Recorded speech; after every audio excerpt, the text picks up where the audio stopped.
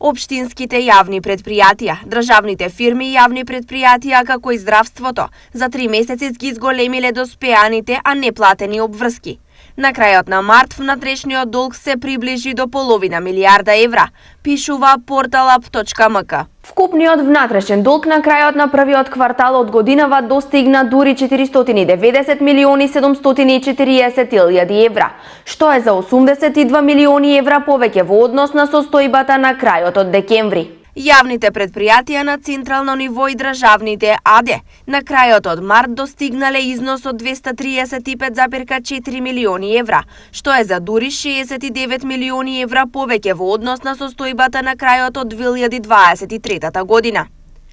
Општинските јавни предпријатија во првиот квартал од годинава пријавиле доспеан долг во износ од 76,7 милиони евра, или 700.000 евра повеќе во однос на последниот квартал од лани.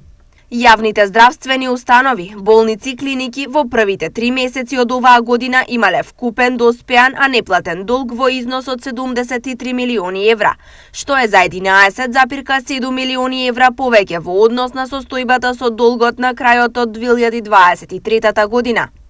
Буџетските корисници од прва линија, во кои спаѓаат и министерствата, на крајот од март пријавиле доспеани, а неплатени обврски во износ од 12,6 милиони евра, што е за 261.000 евра повеќе во однос на состојбата во последниот квартал од 2023. Според бената анализа на Portalup, покажува дека има драматичен раст на доспеаните, а неплатени обврски по основ на други градежни работи, односно во март долгот достигнал скоро 55,3 милиони евра, што е за 26,2 милиони евра зголемување за само 3 месеци.